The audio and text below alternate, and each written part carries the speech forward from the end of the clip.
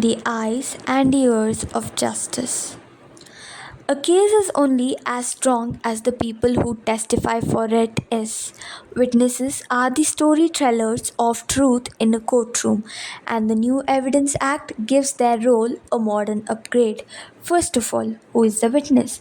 A witness is any person who gives testimony in court, whether oral or written. They could be eyewitness, expert witnesses, or circumstantial evidence witnesses.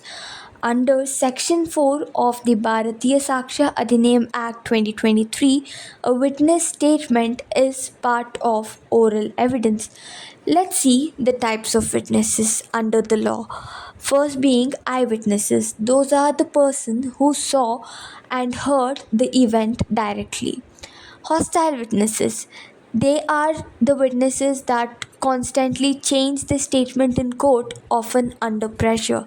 Expert witnesses. They are the experts that provide their opinion after analyzing the case. They be doctors, forensic experts, etc. Child witnesses. Even minor can testify under the court if they understand the questions and the circumstance of the case. Fifth being police and investigating officers. The new law continues to recognize these but gives clearer standards for admissibility and weightage of their statements. What are the key changes in the Bharatiya Sakshya Adhiniyam Act 2023? First is clarity on digital testimony.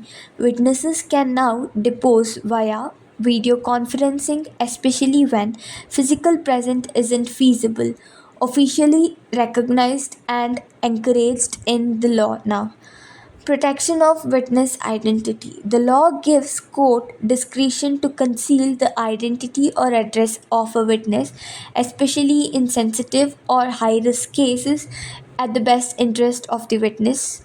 Third being hostile witness reforms. The 2023 Act emphasizes credibility and allows courts to rely on partial testimony of hostile witnesses if found trustworthy in that part. Fourth being focus on truth and accountability. Section 5 of the Act mandates a duty to speak the truth, and false evidence is a punishable offense, thereby reiterating seriousness of witnesses' role in a case. Fifth being simplification of examination rules. The process of examining, cross examining, and re examining witnesses is streamlined, removing procedural ambiguities from the older act. Let's dive into a case law in relation to witnesses. Satpal Singh versus State of Haryana, the case of 2010.